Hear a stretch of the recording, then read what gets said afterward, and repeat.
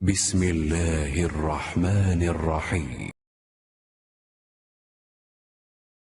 حضرت عائشہ رضی اللہ تعالی عنہا نے فرمایا کہ میں رسول کریم صلی اللہ علیہ وسلم کے کپڑے سے منی کو دھو ڈالتی تھی، پھر آپ نماز کے لیے باہر نکلتے اور دھونے کا نشان یعنی پانی کے دھبے کپڑے میں ہوتے۔ صحیح بخاری حدیث نمبر 231۔ حضرت عائشہ رضی اللہ تعالی عنہا رسول کریم صلی اللہ علیہ وسلم کے کپڑے سے منی کو دھو ڈالتی تھیں۔ وہ فرماتی ہیں کہ پھر کبھی میں ایک دھبا یا کئی دھبے دیکھتی تھی۔ صحیح بخاری حدیث نمبر 232۔ کچھ لوگ اوقل یا اورینا قبیلوں کے مدینے میں آئے اور بیمار ہو گئے۔ رسول اللہ صلی اللہ علیہ وسلم نے انہیں لقاح میں جانے کا حکم دیا اور فرمایا کہ وہاں اونٹوں کا دودھ اور پیشاب پئیں۔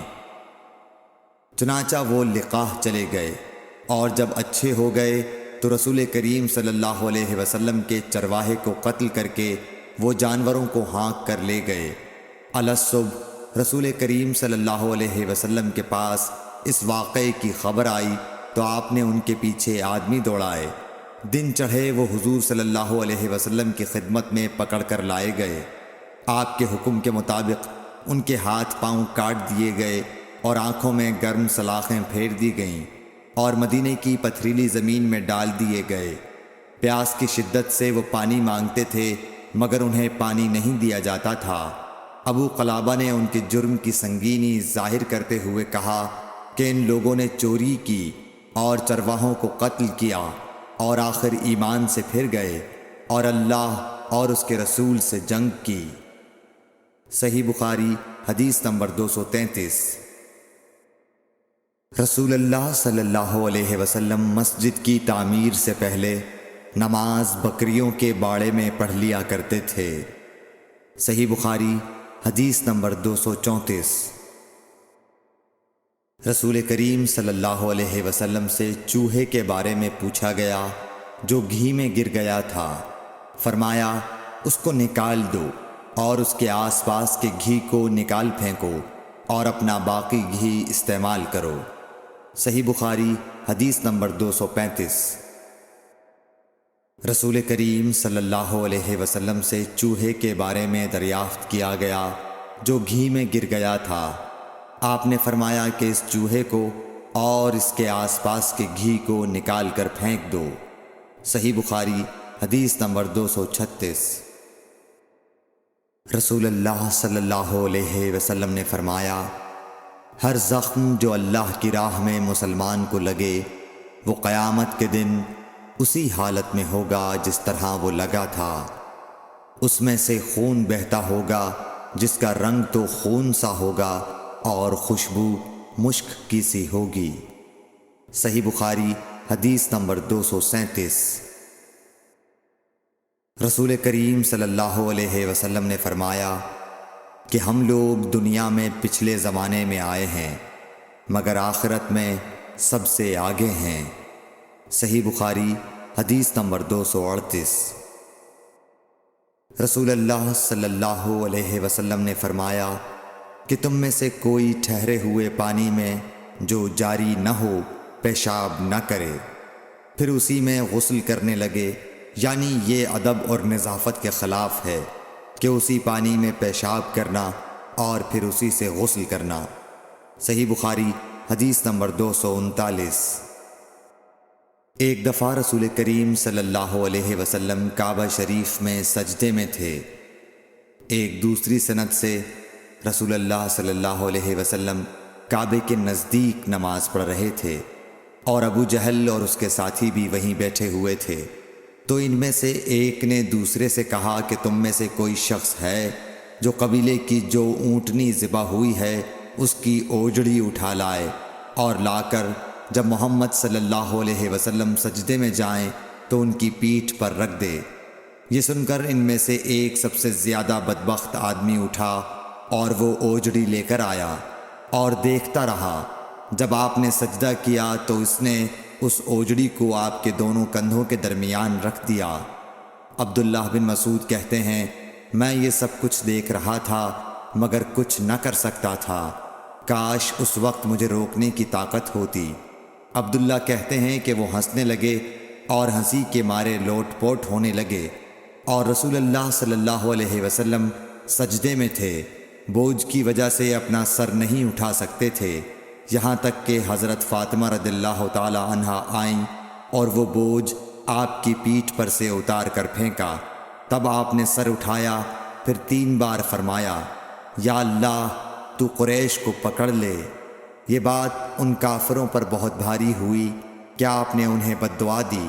عبداللہ کہتے ہیں کہ وہ سمجھتے تھے کہ اس شہر مکے میں جو دعا کی جائے وہ ضرور قبول ہوتی ہے۔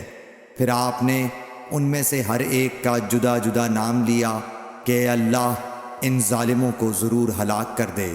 ابو جہل، عتبہ بن ربیعہ، شیبہ بن ربیعہ، ولید بن عتبہ، امیہ بن خلف اور عقبہ ابن ابی معیط کو۔ 7ویں آدمی کا نام بھی لیا مگر مجھے یاد نہیں رہا۔ اس ذات کی قسم جس کے قبضے میں میری جان ہے کہ جن لوگوں کے بد دعا کرتے وقت آپ نے نام لیے تھے، میں نے ان کی لاشوں کو بدر کے کنویں میں پڑا ہوا دیکھا۔ صحیح بخاری حدیث نمبر 240۔ حضرت انس رضی اللہ تعالی عنہ روایت کرتے ہیں کہ رسول اللہ صلی اللہ علیہ وسلم نے ایک مرتبہ اپنے کپڑے میں تھوکا۔ صحیح بخاری حدیث نمبر 241۔ رسول کریم صلی اللہ علیہ وسلم نے فرمایا کہ پینے کی ہر وہ چیز جو نشہ لانے والی ہو حرام ہے۔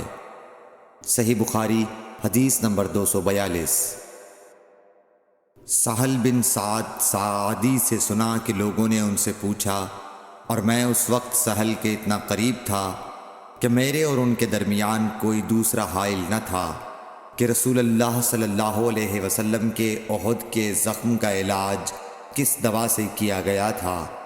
انہوں نے کہا کہ اس بات کا جاننے والا اب مجھ سے زیادہ کوئی نہیں رہا۔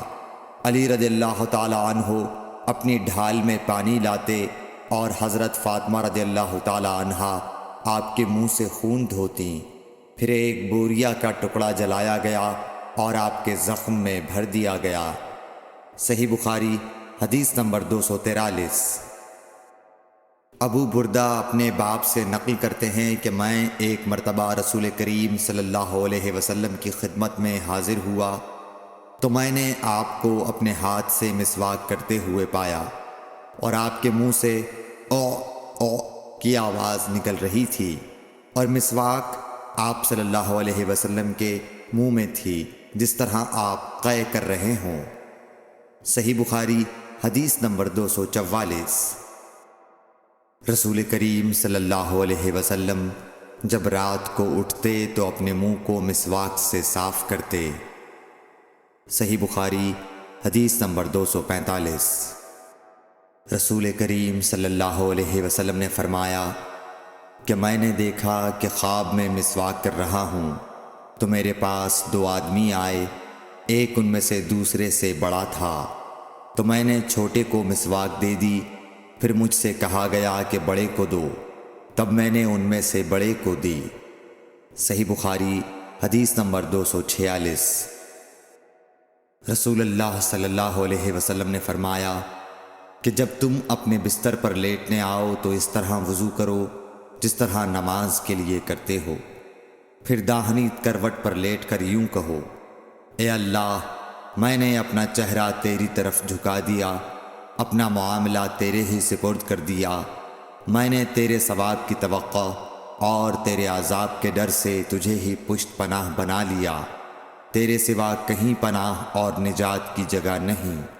اے اللہ جو کتاب تو نے نازل کی میں اس پر ایمان لایا، جو نبی تو نے بھیجا میں اس پر ایمان لایا، تو اگر اس حالت میں اسی رات مر گیا تو فطرت پر مرے گا، اور اس دعا کو سب باتوں کے آخر میں پڑھ۔ حضرت برا کہتے ہیں کہ میں نے رسول اللہ صلی اللہ علیہ وسلم کے سامنے اس دعا کو دوبارہ پڑھا، جب آمنت بکتابک الذی انزلت پر پہنچا تو میں نے ورسولک کا لفظ کہہ دیا۔ آپ نے فرمایا نہیں، یوں کہو ونبیک الذی ارسلت۔ صحیح بخاری حدیث نمبر 247۔ نبی کریم صلی اللہ علیہ وسلم جب غسل فرماتے تو آپ پہلے اپنے دونوں ہاتھ دھوتے، پھر اسی طرح وضو کرتے جیسا نماز کے لیے آپ وضو کیا کرتے تھے۔ پھر پانی میں اپنی انگلیاں داخل فرماتے اور ان سے بالوں کی جڑوں کا خلال کرتے، پھر اپنے ہاتھوں سے 3 چلو سر پر ڈالتے، پھر تمام بدن پر پانی بہا لیتے۔ صحیح بخاری حدیث نمبر 248۔ حضرت میمونہ رضی اللہ تعالی عنہا نبی کریم صلی اللہ علیہ وسلم کی زوجہ مطہرہ نے بتلایا کہ نبی کریم صلی اللہ علیہ وسلم نے نماز کے وضو کی طرح ایک مرتبہ وضو کیا، البتہ پاؤں نہیں دھوئے، پھر اپنی شرمگاہ کو دھویا اور جہاں کہیں بھی نجاست لگ گئی تھی اس کو دھویا، پھر اپنے اوپر پانی بہا لیا، پھر پہلی جگہ سے ہٹ کر اپنے دونوں پاؤں کو دھویا۔ آپ کا غسل جنابت اسی طرح ہوا کرتا تھا۔ صحیح بخاری حدیث نمبر 249۔